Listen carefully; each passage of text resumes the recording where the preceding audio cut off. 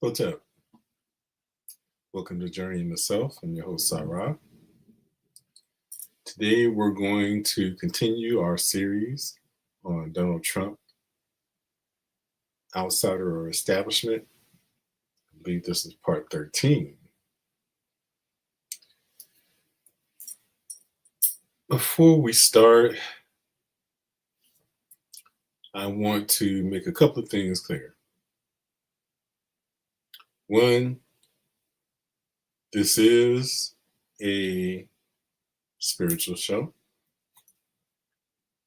but we do cover things that are going on in the world because part of our journey is that we are spirit beings living a human experience. And part of the human experience is finding our way back to ourself, thus, journey into self. And we go through a number of different obstacles on our way there. We have our individual journey, but we also have a human journey because everyone ultimately is being pulled to be reunited with the one.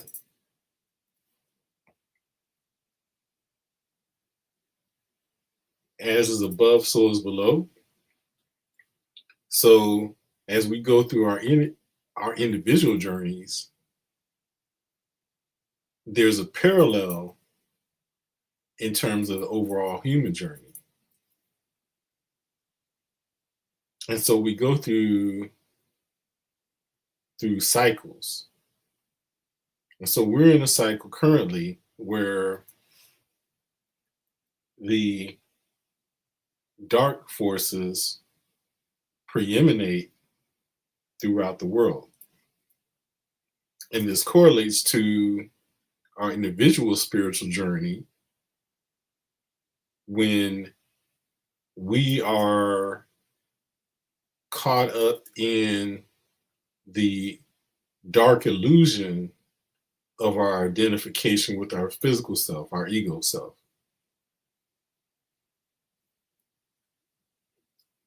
From a humanity standpoint, the ego self is represented by the dark forces that are in control of world affairs today. We refer to those people as the establishment. They are euphemistically referred to these days as the deep state.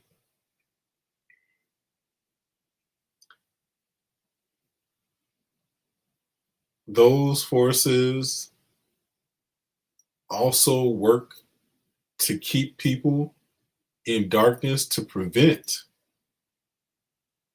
spiritual ascension.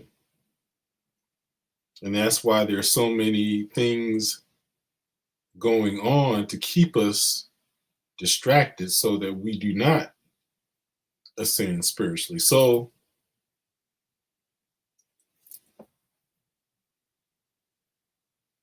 that is why we do this show. And that is why we cover spiritual topics and things that you wouldn't typically associate with spirituality because it's not separate. And I made the point before that spirituality is not a means to escape from life. Spirituality is a means for us to be able to navigate life more effectively. So we don't run from the things that we have to deal with. We are part of the grand drama. And it is upon us to do our part in the awakening of humanity. So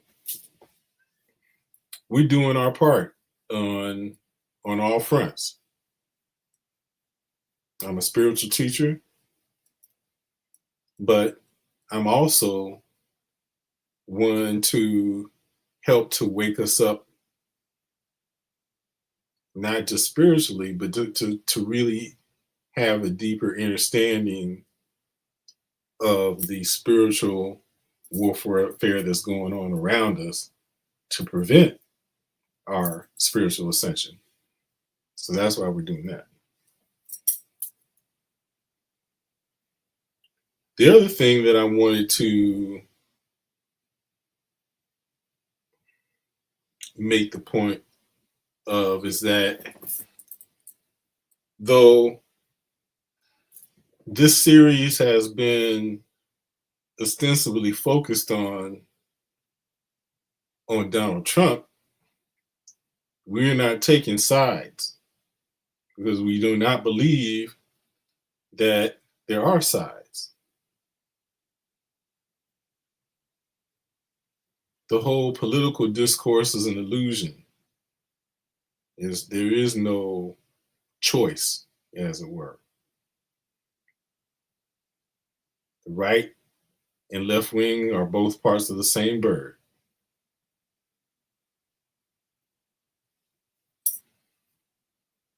Two sides of the same coin, Republicans and Democrats. So ultimately, both sides are controlled by the same forces. And we'll see that and have seen that as we've gone through the information. I've drawn the connection, for instance, between George Soros, who on the surface has been someone who is considered to be the financier of liberal or left-wing politics. And many people think that he is the boogeyman. He is the one who's putting forth the liberal agenda. But in prior episodes of this show, this series, we've seen that George Soros runs in the same circles as those who've helped bring Donald Trump to power.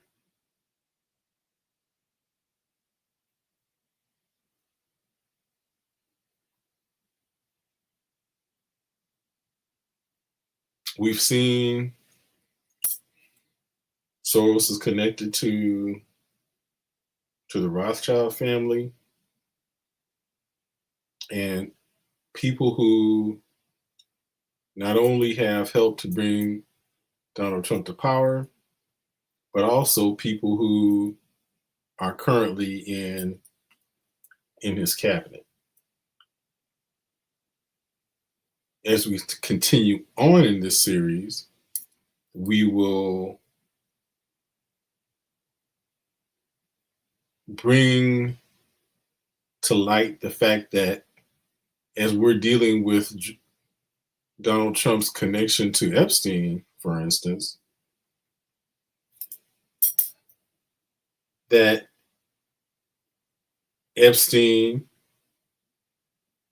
played both sides as well, because as we've stipulated and suggested and been able to document, that Epstein was an asset of Israeli intelligence, likely the Mossad. And so he was gathering intelligence on all people, regardless of their profile in the political discourse. Thus, you see Donald Trump and people like Bill Clinton in the Epstein files, if you will. They both appear in the Black Book. So We'll continue on to bring illumination to this topic, and we were able to gain, regain access to the Fitzpatrick Informer, as I pointed out on the last show, that I was restricted from being able to access it. Um, I've been able to get around whatever that restriction was, so we have it available for now. So we're going to go into that. We're in part 5 of the Fitzpatrick Informer. And note that this information goes back to June 3rd, 2018. The later parts are more up to date, but it's very important that we go back into this information, going back to provide greater context.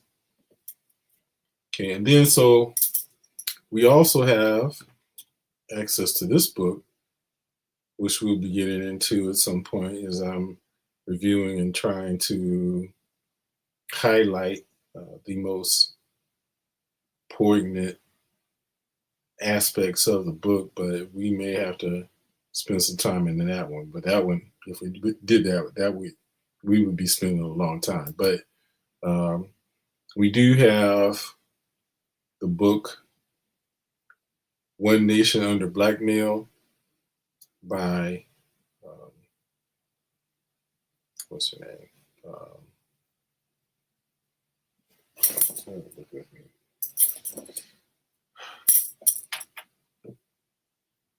Her name escapes me at the moment. But it's an excellent book. I'll remember it in a minute. But we may get into that, but we're going to start with the Fitzpatrick Informer in part 5 of that. And then just kind of as a preview here for something we're going to deal with in the future, I have been able to locate this piece of documentation about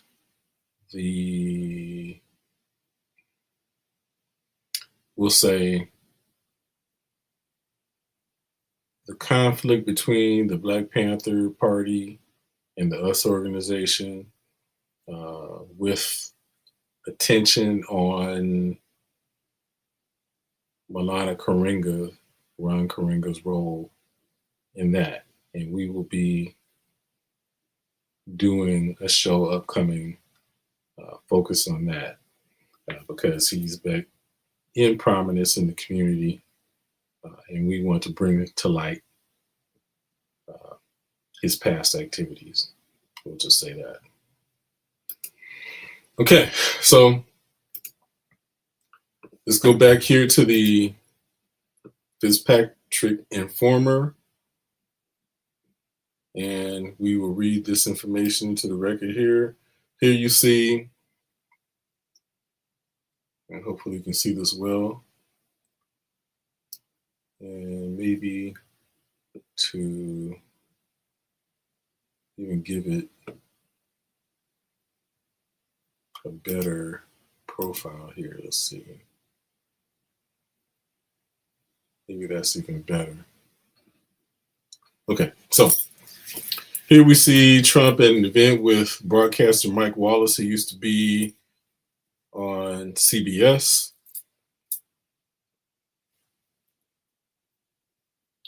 Mike Wallace is here. Where my cursor is, next to him is Robert Maxwell, Ghislaine Maxwell's father, and also KGB and Mossad. They say a super spy. And before, we also noted the relationship between Maxwell and one Jeffrey Epstein. So the man in the middle you will recognize is Senator John Tower, who was involved in Maxwell's KGB Mossad Promise software scandal, technology theft for Soviet aims. It says incidentally, Tower himself was sexually compromised by the Soviets.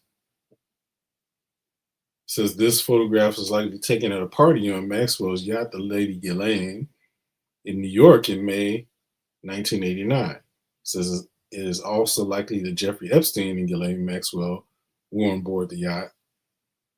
A portrait of Ghislaine Maxwell is situated behind Wallace and Robert Maxwell on the wall in the background right here.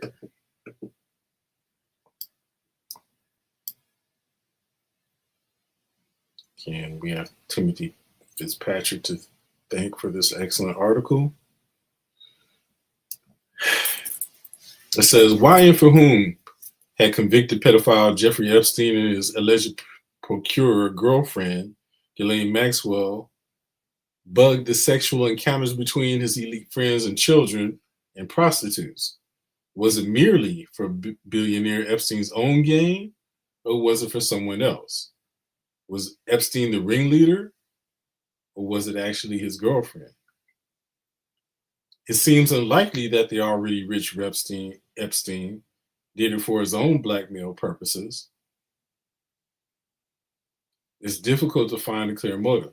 Epstein didn't seem like a politically ambitious character. Instead, he seems content with his being a sexual license. What seems more likely is that Epstein and Maxwell were doing it for a third party. Let's continue to speculate, as we have for the breadth of this series, that the third party is Israel's bloody spy agency, the Mossad, and about what they stood to gain from Epstein's sexual blackmail of prominent people, especially U.S. President Donald Trump. Trump rides Lady Ghislaine in Mossad supercell. Donald Trump revealed in 2002 that he had been friends with Jeffrey Epstein for 15 years, which we documented in the New Yorker magazine, where he was interviewed at that time. And this was long before the exploits of Epstein had been revealed. In that magazine, they were doing a profile. They were doing a profile on Jeffrey Epstein, and it was a favorable article. So in it, he was essentially bragging about his relationship with Jeffrey Epstein at that time and called him a great guy. So we read that into the record directly from that article in the past show. Donald Trump revealed that he had been friends with Jeffrey Epstein for 15 years. That would put the start of their friendship around 1987, although it's possible their friendship began earlier. The late disgraced Mossad super spy and media mogul Robert Maxwell, whose Jewish name was Abraham Leib Hoke, of a Hasidic Jewish Czech family, the father of Epstein's alleged child sex procurer, Ghislaine Maxwell, held a party on his yacht, the Lady Ghislaine, named after his daughter, sometime in the spring of 1989. Guess who was aboard that party? Donald Trump.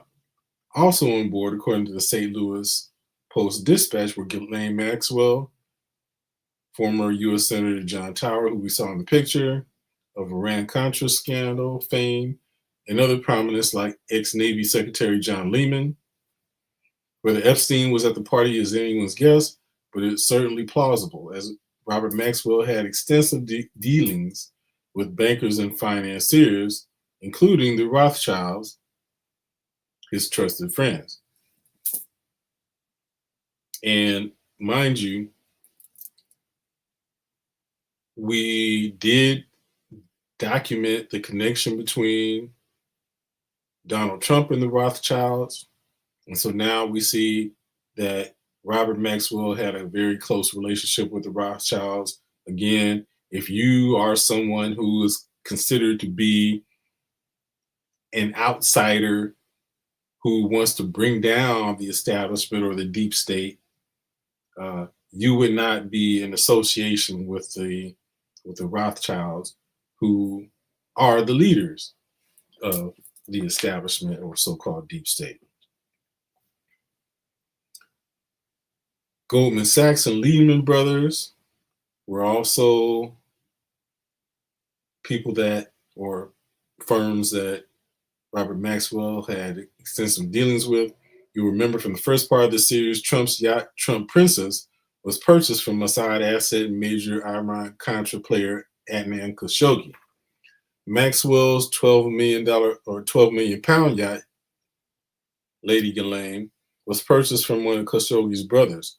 As we will see, Maxwell himself is a significant player in the Iran-Contra affair on behalf of Israelis Mossad and to some extent the Soviet Union. So we have now established not only a long-standing relationship between Trump and Epstein, but also between Trump and two Maxwells, both Robert and his daughter Ghislaine.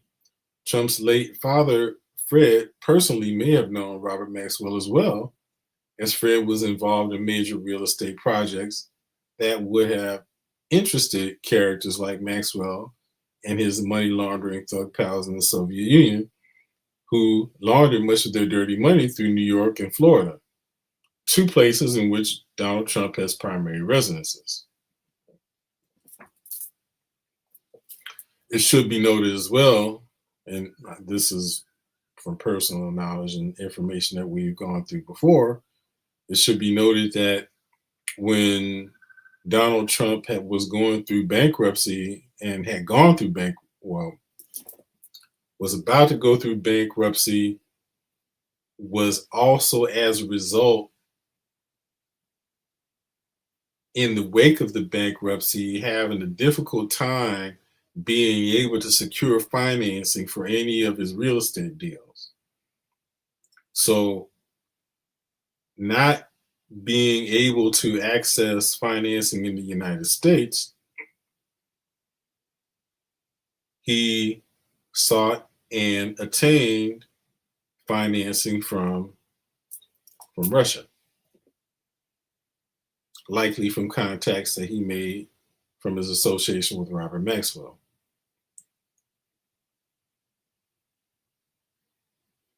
So it says, Donald Trump and Ghislaine could be friends, business partners, acquaintances, or perhaps something more.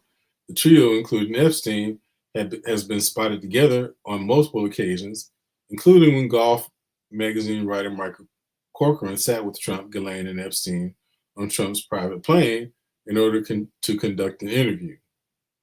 And bringing you to current times, we know that Donald Trump has been in discussions with one Ghislaine Maxwell about a possible pardon. In 2007, Ghislaine Maxwell was photographed with Ivanka Trump's future brand officer of her clothing company at the Felix Ray Valentine's Day party in New York in 2007. Trump and Ghislaine may have been intimately involved with each other. Whatever the case, on board Lady Ghislaine that day in 1989, Trump was in the hands of a Mossad supercell. Here we see Trump and a young Melania, along with Epstein and Ghislaine Maxwell. At Mar-a-Lago, Trump's residence, seeing again, they were close friends and they lived very close to each other, as we've talked about before. Just blocks away, says here. Robert Maxwell, Soviet-friendly Mossad super spy. In the same year, Trump was writing to Lady Ghislaine. Robert Maxwell was extremely busy scheming and scamming his way to riches and power, simultaneously working for himself as publisher of his British media empire, Mossad, the Soviets, and organized crime, all of which benefited each other in multiple ways. Maxwell biographers, and side note, the author of the book that I was referring to here is Whitney Webb, One Nation Under Blackwell.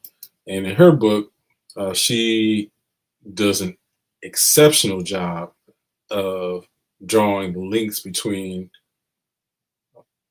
organized crime, Israel,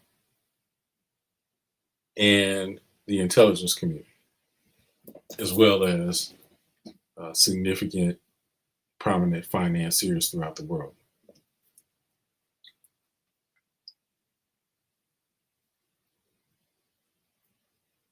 Maxwell biographers Gordon Thomas and Martin Dillon write Maxwell used the power of all of his newspapers to attack Israel's enemies, and that he had acquired a rare and privileged position in the communist world. When Maxwell wasn't making hundreds of millions hacking Mossad's pirated and bugged version of Bill Hamilton's Promise software to intelligence agencies, governments, and criminals around the world, even penetrating the United States' most secure nuclear installation, Sandia National Laboratories, Maxwell was helping Jewish Soviet mob bosses like Simeon Mogilevich launder money through various world banks and through Maxwell's complex web of dummy corporations. In the fourth part of the series, we learned of Trump's role in helping the Mogilevich syndicate launder money through his real estate ventures. Mogilevich also got his hands on a copy of Promise, which was allegedly sold to Osama bin Laden, among others, and brokering deals with likes of Soviet presidents Mikhail Gorbachev and Leonid Brezhnev, reported to be close friends with Maxwell, as well as KGB boss Vladimir Khrushchev, the main player in the staged August coup against Gorbachev and Perestroika. Maxwell helped Mogilevich obtain an Israeli passport through the Mossad. Perhaps it was Maxwell who first introduced Trump to Mogilevich and other Jewish oligarchs and crime figures. Perhaps they even met on the Lady Ghislaine that day in 1989. Perhaps this is when the Soviets, through mobsters like Mogilevich, first recognized the potential to blackmail and groom Trump as an agent of influence. Former FBI Director John O'Neill, who died on his first day on the job, September 11, 2001, as head of security at Larry Silverstein's World Trade Center, the one that burnt down to the ground, though no plane hit it. Not actually, it was demolished, though no plane hit it. No plane or building has ever collapsed from fire. But that's a side note. Former FBI Director John O'Neill told journalists that Maxwell's complex money laundering schemes became the model for Soviet and other organized crime syndicates. Evidently, Trump would go on to walk in Maxwell's footsteps, providing channels for Soviet oligarch loot stolen from the mostly peasant millions upon millions of victims of communism in Russia and Eastern Europe. Was Epstein blackmailing for Mossad through the Maxwells? To bring plausibility to the theory that Epstein and or Ghislaine were running the child sex blackmail ring on behalf of the Mossad, we have to establish a clear link to the Mossad. One is Robert Maxwell via his daughter Ghislaine. The weight of evidence suggests that in 1991, the Mossad itself murdered Robert Maxwell after he allegedly tried to blackmail them into paying off his massive debts.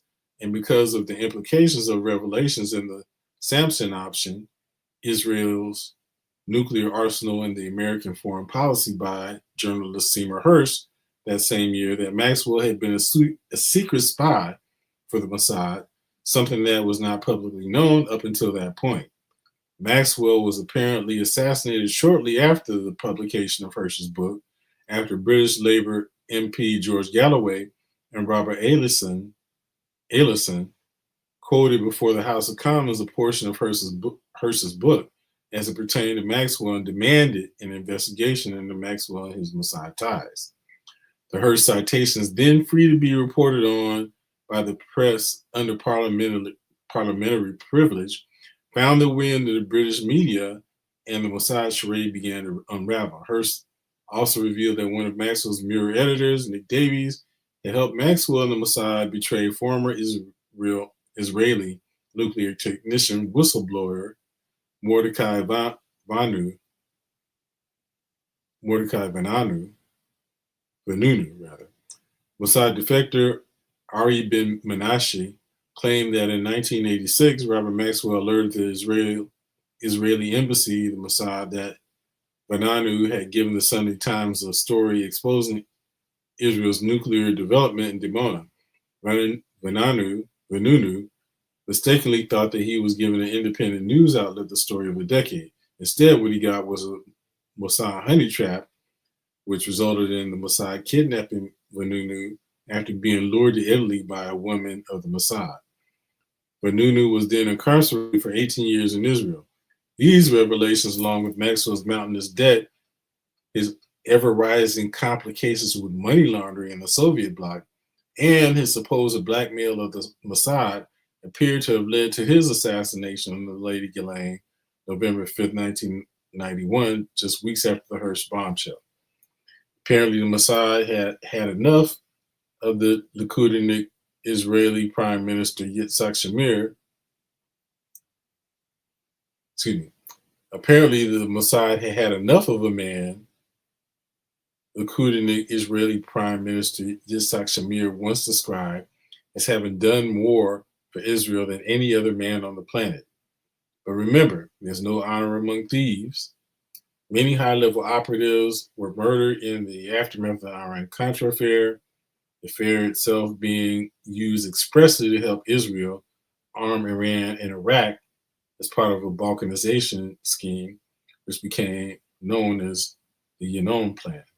As Israel also used the scandal to install Ronald Reagan as president, clearly the preferred choice of the Likud Shabbat syndicate. Remember, I think there was the hostage situation where there was an agreement to release the hostages that were being held, but President Carter was not able to negotiate it. Ronald Reagan was able to negotiate it, which helped lead to him being elected as president. Anyway, that's a side note in the history books. Donald Trump will go on to become Ronald Reagan 2.0 in 2016. Maxwell directly aided the Yanon Plan Iran-Contra scandal by helping to arm Iran with weapons from Poland. Khrushchev was fully aware of Israel's interest in arming its enemies and played right along. Mossad KGB collaboration, which again is not out of the question because if you understand, the Soviet Union was established by primarily Jews in the Bolshevik Revolution.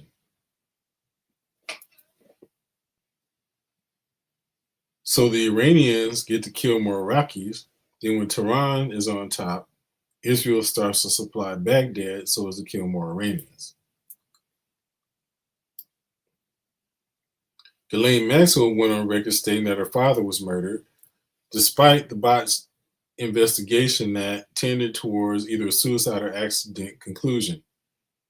Mind you, that's the same conclusion that had been rendered about Epstein, who I still don't think was killed. I think he was extracted. But we go on. Ghislaine didn't hint at who might have carried out the hit. Was she gone only a few years later to help Mossad set up Operation Jeffrey Epstein, knowing that the very people she was working for might have killed her dad? Or did her father receiving a state funeral in Jerusalem attended by the Israeli government's top brass fool her into thinking that Mossad was innocent of her father's death? More interestingly yet, perhaps she never volunteered to aid the operation in the first place, but was approached by the Mossad and obliged out of fear that she might meet a similar fate as her father. She could have detached herself from the past in order to gain what Mossad could have offered her, She was reportedly the most practical in behavior after learning of her father's death. It seems she's not a woman moved by emotions. More Epstein Maxwell Mossad connections. Another Mossad connection between Maxwell and Epstein is Ehud Barak, former Israeli prime minister. While working for the Mossad and helping Soviet Jews immigrate to Israel, Robert Maxwell would meet with Barak, who was then director of Ahmad, Israel's military intelligence. After authorities sentenced Epstein for child prostitution in 2008, they discovered a black book containing names of many prominent people, some of whom Epstein is believed to have blackmailed, as well as contain contact information for some of the child's victims. Barak's name is in there, and it was circled by Epstein's former housekeeper Alfredo Rodriguez, who has since died mysteriously, as being one of many to either witness or participate in Epstein's abuse of young girls. Also circled were the names of Trump, Ghislaine Maxwell, Alan Dershowitz, among others. Henry Kissinger, a close friend of Robert Maxwell, was also listed in Epstein's book. We did read earlier into the record in one of our books, I think it was the book Jeffrey Epstein, Dead Men Tell No Tales, where it documented that Ehud Barak was a frequent visitor to Epstein's New York location. No, Florida. I'm sorry. To his Florida residence. Another potential Mossad connection with Epstein, also with Robert Maxwell, is late Jewish billionaire bankster Edmund Safra. In a long list of Iran-Contra Oded Yanan players, Safra also appears to have been assassinated in 1999. Safra's name and contact information were found in Epstein's Black Book, which we did read from. Safra was the owner of National Republic Bank of New York and helped Robert Maxwell launder money from the Soviet bloc. Maxwell's involvement in the Soviet perestroika deception, in addition to Seymour Hersh's exposure of Robert Maxwell as a secret Mossad spy, Israel may have feared what Maxwell might reveal about Zionist-Soviet collaboration, as well as the perestroika restructuring of Russian communism for public consumption. Deception of which Maxwell would certainly have had knowledge, being a close friend with Khrushchev, one of the fake plotters used to legitimize perestroika and glasnost as authentic. Khrushchev helped Maxwell set up 600 companies through which to move dirty money around the globe. Some of that money was made from the theft of U.S. technology. The Soviet defector who exposed the perestroika plot, Anatoly Golitsyn, says this about Khrushchev.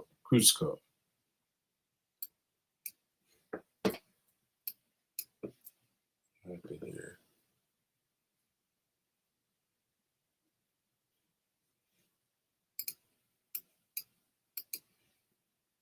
Second.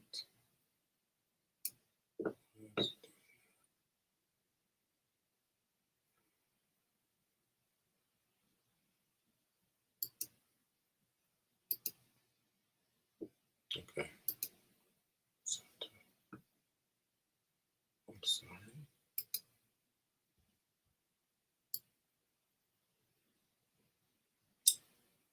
It's a little technical difficulty. Okay, we're back.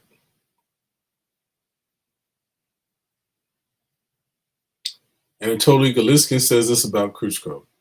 As a leading KGB official, he demonstrated the experiments with democratization in Czechoslovakia and Poland. His KGB advisors worked closely with Czechoslovak and Polish security services. As deputy head of the KGB since 1978, Khrushchev had been intimately engaged in the preparation of perestroika. Before Maxwell became a media baron, he served both in British intelligence and in British Parliament as a Labour MP. Ideologically, he appears to have been the quintessential socialist Jew, except when it came to his own capitalist businesses. Maxwell even smoked specially rolled Cuban cigars on the order of Fidel Castro himself. So it's Maxwell. So it was that Maxwell would go on to collaborate with the communists in the Soviet Union to help Jews colonize Israel and to help the communists rob blind the proletariat. The Soviets began to issue visas to its Jews planning to immigrate to Israel following Maxwell's visits to in collaboration with the Soviet Union. The astute reader will remember that the Soviet Union, next to only the United States, was the first to recognize the illegal state of Israel in 1948. Again, when you understand that the Bolshevik Revolution, which established the Soviet Union, was primarily carried out by Jews, that would not surprise you.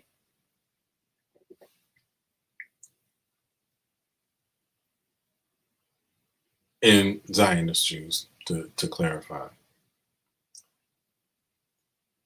I won't get into it here, but it's well established that communism and socialism are constructs designed to advance exclusively Jewish interests. Maxwell and almost certainly Mossad could have been part of the Soviet development of the perestroika deception, the fake collapse of communism designed to bring down the guard of the West. The Mossad's motto, after all, is by way of deception, thou shalt do war. Could Maxwell's alleged blackmail of Mossad have involved disclosure of Israelis' collaboration with the Soviets and their perestroika fraud? It seems that such a revelation would have been more detrimental to Israel's long-range global plan, especially in light of their immense alliance with Russia today. More than anything, Mossad defectors Viktor Ostrovsky and Ari Ben Menashe revealed his motives, not to say that they revealed wasn't significant. It certainly was. There we see Maxwell, a Soviet leader, Leonid Brezhnev in 1978. That's Maxwell, there's Brezhnev. Galitskin summarizes the role of agents of influence like the late Robert Maxwell and U.S. President Donald Trump working in tandem with Soviet perestroika initiatives. These KGB assets will be used to generate Western support for perestroika in the USSR and Eastern Europe and to prepare a favorable climate for restructuring in and convergence with the United States, Europe, and the Third World. The ultimate objective is Lenin's replacement of nation states with collective regional governments as building blocks of the New World Social Order, World Communist Government. What the West fails to appreciate is the motive for doing so and for introducing controlled democracy is to stimulate changes in the Western system and to facilitate the convergence of the two systems with a view to the eventual absorption of the Western democracies within a world government. That takes us back to what Brother Steve Coakley had told us some time ago, was that the alliance between the Zionist Jews and the Anglo-American establishment was a alliance of convenience with the ultimate objective of once a certain goal has been achieved, that the Zionists would then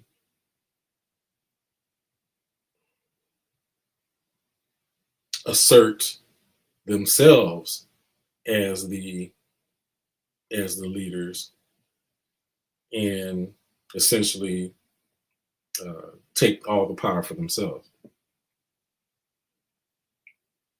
Israel's use of perestroika is part of its world governance strategy, which involves the leadership of the rising Eurasian power or BRICS hierarchy. We in the past talked about BRICS being a creation of Goldman Sachs. So those who believe that BRICS is an alternative to the current world order and threatens it are sadly mistaken.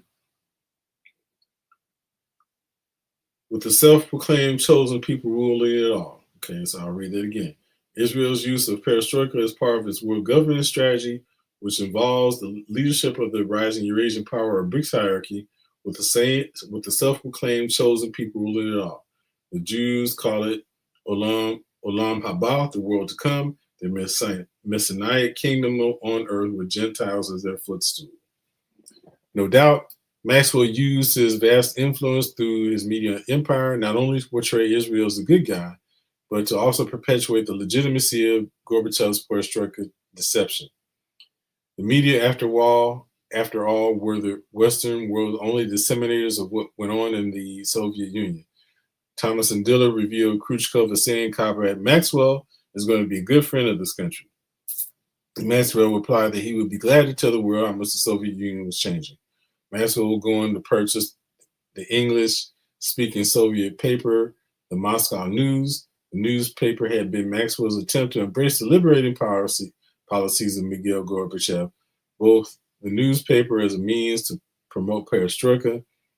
Gorbachev was deeply grieved by Maxwell's death. Here we see Donald Trump and his former wife Ivana visiting the Palace Square in St. Petersburg, USSR, back in July 1st, 1987. This is the same year Trump and Jeffrey Epstein became friends.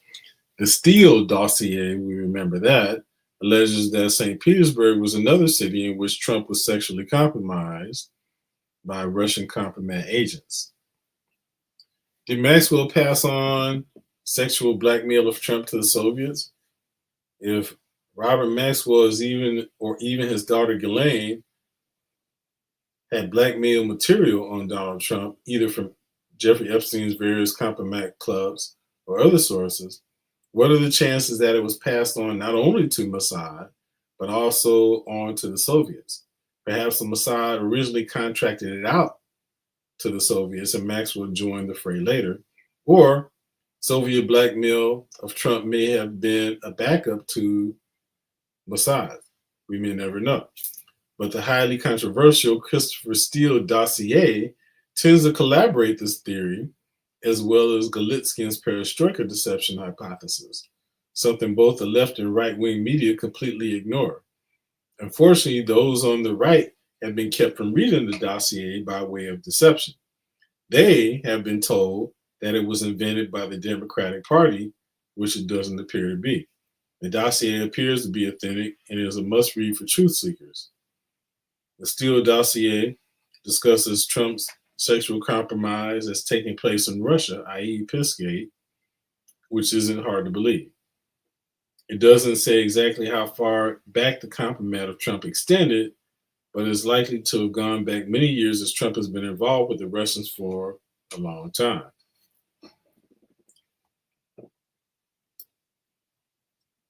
Maxwell's protege Epstein. Like Ghislaine and Jeffrey Epstein, Robert Maxwell was considered a sexual predator by at least one lover of his. Also, like Ghislaine and Epstein, he was no stranger to bugging. Maxwell had bugged his own offices, even restrooms, at the Daily Mirror in order to snoop on his employees. It seems that Ghislaine sees in Epstein the image of her father. Is this the reason she aids and abets his criminal activities, or is it because, as a ringleader, she needs him? Or maybe a little bit of both. There you see the picture that was alluded to earlier. Ghislaine Maxwell with Abigail Kilm, chief brand officer of Ivanka Trump's clothes, an accessory line, together at the Felix Ray Valentine's party at the Core Club in New York City. Maxwell is Shabatinik.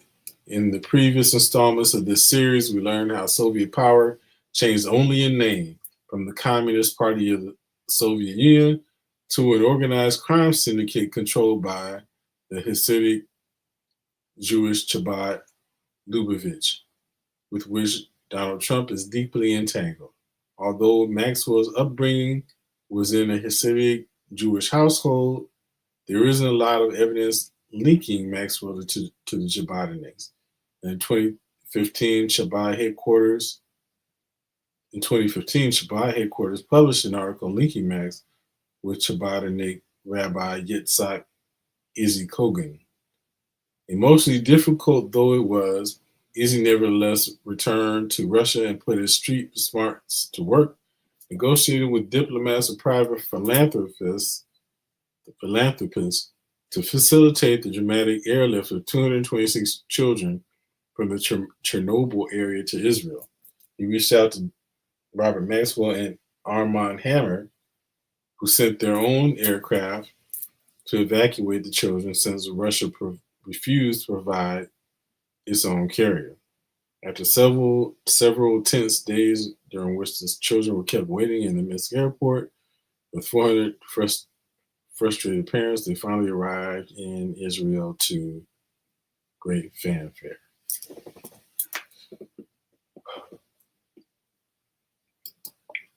Okay, I'm going to skip over just briefly to One Nation Under Black Male, Volume 2, and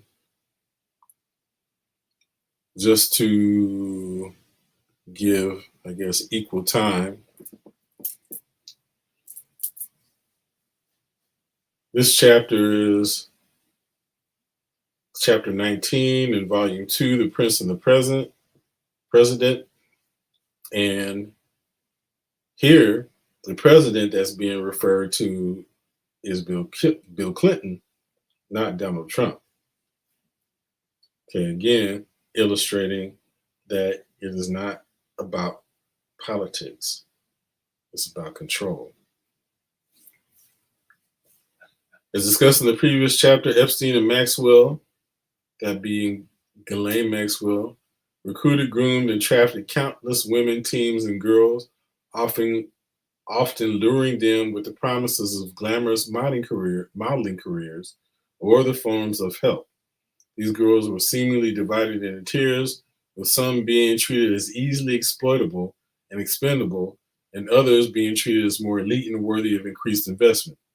One of Epstein's most well-known targets in terms of sexual blackmail, Prince Andrew, the Duke of York, would become associated with both. And on a side note, we just learned that Andrew has now been stripped of his title and is no longer to be referred to as Prince Andrew. It is unclear exactly when Epstein met Prince Andrew, as noted in Chapter 11. Epstein's connection to the British royal family allegedly began as far back as the 1970s and was forged through Epstein's ties to violinist Jacqueline Dupre. Ghislaine Maxwell, however, is widely believed to be the person who introduced Epstein to Prince Andrew, and her social connections to the British nobility from a young age saw her socializing with members of the royal family at least as early as mid-80s, if not before. Several media reports from the early 2000s claim that Maxwell was introduced to the prince by his ex-wife, Sarah Ferguson. Years after this introduction was reportedly made, Jeffrey Epstein provided financial assistance to Ferguson at Prince Andrew's behest by paying Ferguson's former personal assistant £15,000, allegedly in order to allow for a wider restructuring of Sarah's £5 million debts to take place, according to the Telegraph. Stephen Hoffman, Epstein's former business partner and financial schemer, has claimed that Epstein bragged of his relationship with Prince Andrew in the early 1990s and that he had met the prince via Maxwell around 1991 in the United Kingdom. Hoffenberg has claimed that Epstein's relationship with Andrew was one of his earliest blackmail plots, and that Epstein openly boasted of plans to sell the prince's secrets to Israeli intelligence. Okay, so that correlates with what Fitzpatrick was saying here in regards to Epstein being in alignment with Israeli intelligence.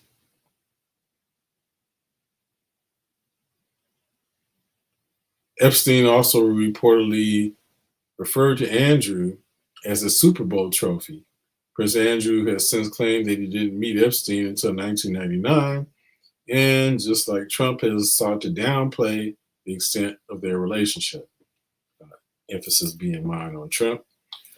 However, well before Epstein was infamous, there are numerous indications that Andrew's relationship with him was very close, as well as very abnormal, as it was with Trump.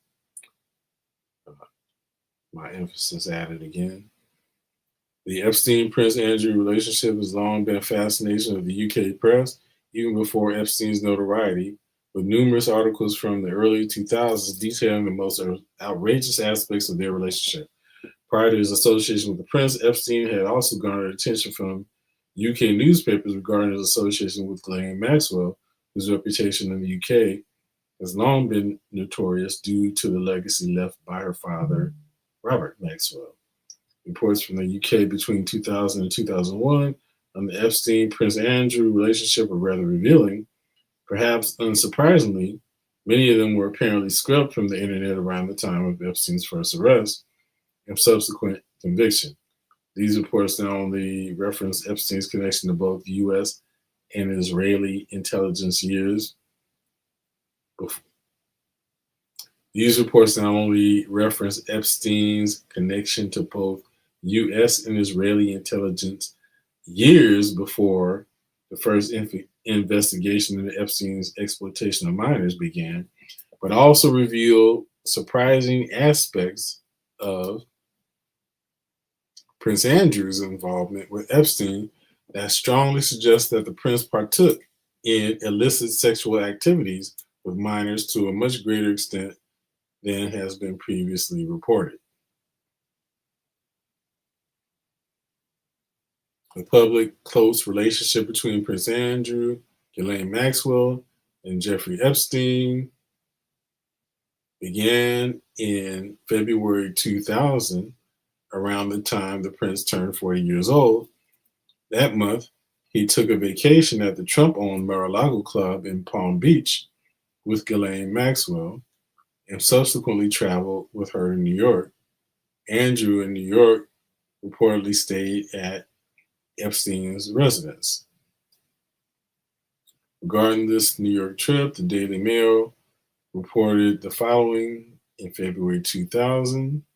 For almost a week, Andrew had been a guest of A-list party girl Ghislaine at the Manhattan apartment on the smart Upper East Side she shares with New York property developer Jeffrey Epstein. While in New York, Ghislaine took Andrew to a fashion show at the headquarters of designer Ralph Lauren. Prince even went backstage afterward and chatted with the models. He looked remarkably comfortable among the willowy creatures, especially as the once portly prince, privately known among Buckingham Palace staff as Three Puddings, has shed some weight. Let's see what time it is. Okay, so I wanted to just briefly read this book into the record. We'll probably go into this in greater detail more as I go through the book and glean the most significant aspects of it. So again, there's so much information in there. Going through that book in detail would be extremely time consuming. But I wanted to just glean from that book to establish the consistency of the information discussed in her book, Whitney Webb's book, from the information that we saw here in the Fitzpatrick Informer, and also from Makia Freeman's publication um, that we discussed on the last show. So, and then it's consistent as well with the book that we read before, uh, which was Jeffrey Epstein, Dead Men Tell No Lies. Okay, so we've clearly established these connections, and as we go more into the one nation under a black male, you will see a clear pattern emerging with key individuals surrounding Jeffrey Epstein, surrounding Trump, and surrounding both of the Maxwell. But you will see a common thread linking them all together, and that common thread is the Zionists. Okay, they are the ones pulling the strings, in control of both of the parties. We know that the Zionist interests control both the Democrats through their lobbying groups and the Republicans. So the prospect that there is a choice in terms of your election options is an illusion. There may be some subtle differences in how they carry out their objectives, but the ultimate objective is the same. And so when we have a better understanding of that relationship, we'll be better equipped to be able to develop a strategy, because we won't be wasting any time in these internecine and illusory fights defending and battling over Democrat versus Republican, liberal versus conservative, and just wasting time getting, being distracted with that illusory battle. When we are able to transcend that, then we can focus on who we really need to focus on. Okay, so I think we'll leave it there for now, and we will probably pick it up next time, unless I decide that I want to go into the dissertation that I alluded to earlier. So with that, thank you for tuning in to Journey in the Self. I hope you found this informative, and we'll see you next time here on Journey in the Self. What's up?